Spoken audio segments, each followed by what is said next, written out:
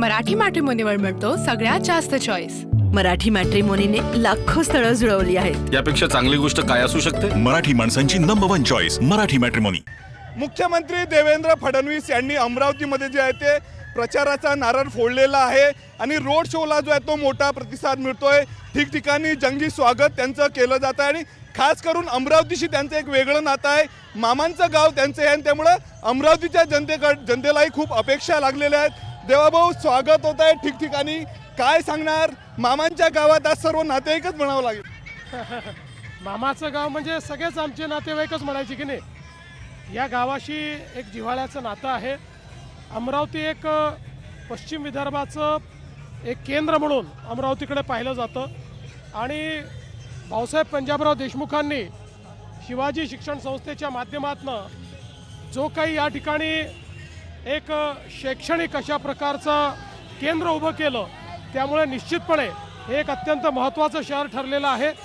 मागच्याही काळात महाराष्ट्रात विशेषतः अमरावतीतल्या लोकांनी महानगरपालिका आमच्याकडे दिली आणि आम्ही काम करून दाखवलं आहे। त्यामुळे केलेल्या कामावर पुन्हा मतदान मागायला आम्ही आलो। काय अजेंडा विकासाचा आहे अमरावतीसाठी? अपेक्षा मोठ्या तुमच्याकडनं अमरावतीच्या जनतेला? निश्चितपणे जी कामं सुरू केली आहेत ती पूर्ण करायची आहेत।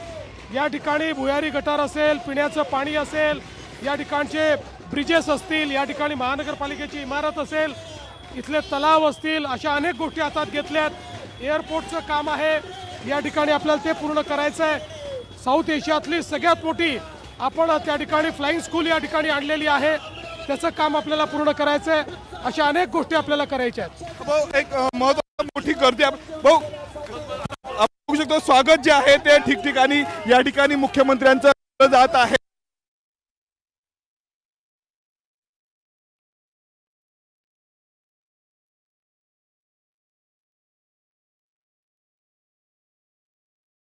कॉटन मार्केट परिसरामध्ये जी आहे ही रॅली आलेली आहे।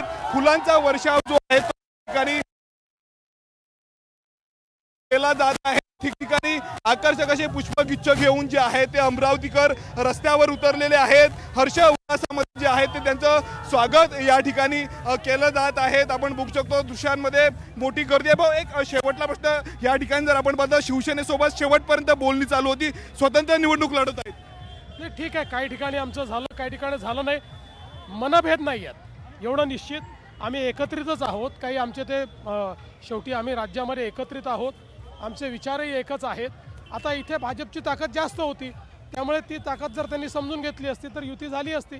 प्रयत्न शेवटपर्यंत केला, नाही झाली काही हरकत नाही। युवा स्वाभिमान सोबत युती झालेली होती, परंतु त्यांनी देखील मोठ्या प्रमाणात या ठिकाणी जागा लढवलेल्या आहेत। कसं पाहता साईनगरमध्ये श्रीकांत भारतीयांचे बंधू निवडणुकीच्या रिंगणात आहेत? नाही, आम्ही श्रीकांत भारतीयांचे बंधू जे आहेत, तुषार तो मागे निवडून आले, यावेळेस त्यांना निवडून आणू। नक्कीच आपण बघू शकतो मोठी गर्दी जी आहे ती देवेंद्र फडणवीस यांच्या रोड शोला झालेली आहे।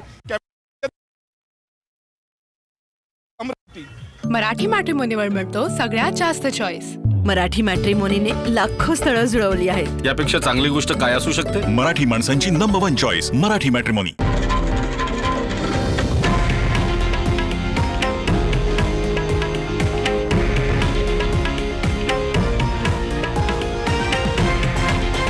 हे आहे देशातील नंबर 1 न्यूज नेटवर्क आणि आपण पाहत आहात TV9 मराठी, एकमेव।